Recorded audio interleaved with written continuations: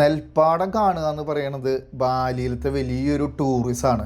നമുക്കതൊരു പ്രത്യേകിച്ച് ഒരു ടൂറിസമായിട്ട് തോന്നുന്നില്ല. ശരിക്കും നമ്മുടെ ഇവിടേക്ക് നെൽപ്പാടങ്ങൾ എങ്ങനെയാണ്, ഒരു പാടം വളരെ താഴ്ന്ന് കിടക്കുന്ന പ്രദേശത്താണ്. പക്ഷേ ഇവർ നേരെ തിരിച്ചാണ് കാര്യങ്ങൾ ചെയ്തിരിക്കുന്നത്. ഇവർ മലഞ്ചെരുവുകളിലാണ് നെൽപ്പാടങ്ങൾ ചെയ്തിരിക്കുന്നത്.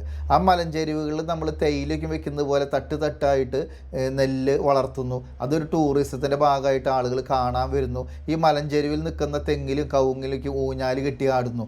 അപ്പം ഞങ്ങളുടെ ഒരു ദിവസത്തെ ടൂറ് ഈ നെൽപ്പാടങ്ങൾ കാണുന്നതിന് വേണ്ടിയിട്ടായിരുന്നു. ഇത് ബാലിയിൽ പല സ്ഥലങ്ങളിലുണ്ട്. അപ്പം ഞങ്ങൾ ഒരു സ്ഥലത്ത് ചെന്ന് കഴിഞ്ഞപ്പോൾ ചില ഭാഗങ്ങളിൽ ഞാറ് നട്ടിരിക്കുന്നു, ചില സ്ഥലങ്ങളിൽ കുറച്ചും കൂടി വലുതായിരിക്കുന്നു, ചില സ്ഥലങ്ങളിൽ കൊയ്യാറായിരിക്കുന്നു. അതിൻ്റെ ഉള്ളിൽ അവരുടെ പരമ്പരാഗത രീതിയിലുള്ള കുടിലുകളും സാധനങ്ങളൊക്കെ വെച്ചിരിക്കുന്നു. അപ്പോൾ ഈ നെൽപ്പാടം കാണാനായിട്ട് ഭയങ്കര കൗതുകത്തോടെയാണ് വിദേശികളൊക്കെ ഇവിടെ വരുന്നത്. ഓസ്ട്രേലിയ ഭാഗത്തുനിന്ന് ഒരുപാട് ആളുകൾ ബാലിയിൽ സന്ദർശനത്തിനായിട്ട് വരും.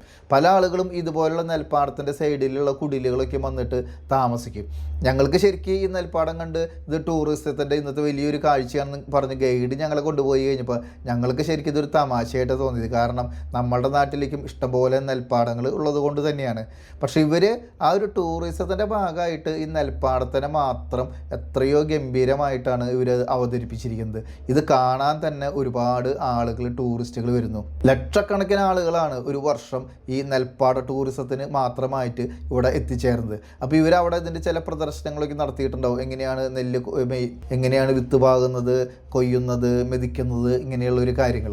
നമ്മളുടെ അവിടെ ഇത്രയധികം നെല്ലും പാടങ്ങളൊക്കെ ഉണ്ടായിട്ട് ഇങ്ങനെ ഒരു ടൂറിസം സാധ്യതയെ കുറിച്ച് നമ്മൾ ചിന്തിച്ചിട്ട് പോലും ഇല്ല.